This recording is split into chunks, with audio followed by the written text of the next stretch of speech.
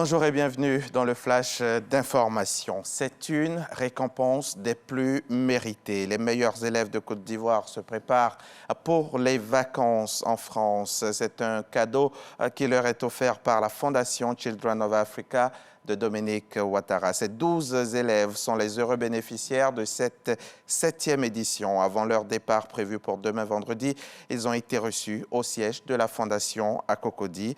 Et Jérôme Kofi Abolin nous en livrera le témoignage dans le 13h. La commission électorale indépendante a décidé hier de repousser l'échéance du dépôt officiel des candidatures pour les élections locales de septembre prochain. Initialement prévue mercredi 19 juillet, elle a été fixée au dimanche 23 juillet. L'annonce a été faite par le porte-parole de l'institution au micro RTI 1 de Sidonie Davila. La date de dépôt de candidature, initialement prévue du 1er au 19 juillet 2023, a été prorogée. Cette décision de la Commission électorale indépendante, CEI, a été prise à l'issue de sa rencontre avec les groupements et partis politiques le samedi 15 juillet dernier. Ce mercredi 19 juillet 2023, après délibération de la Commission centrale, qui a fait droit à la requête des partis et groupements politiques dont se réclame, en règle générale, la majorité des candidats aux élections régionales et municipales. Par conséquent, la période de réception des dossiers de candidature pour les élections des conseillers régionaux et des conseillers municipaux du 2 septembre 2023, qui expirait ce mercredi 19 juillet 2023, est prorogée exceptionnellement jusqu'au dimanche 23 juillet 2023 inclus. Pas de changement donc sur la tenue des élections municipales et régionales en Côte d'Ivoire. Les élections locales auront lieu le 2 septembre 2023. Une délégation ivoirienne était dans les locaux du laboratoire régional de recherche et d'analyse de Casablanca au Maroc.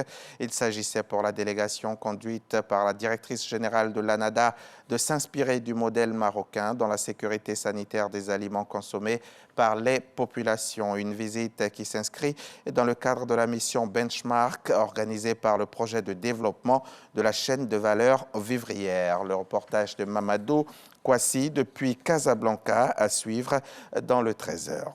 Le nouveau président en exercice de la communauté économique des États de l'Afrique de l'Ouest, Bola Tinubu, a reçu mardi dernier au Nigeria ses homologues béninois et bissau-guinéens.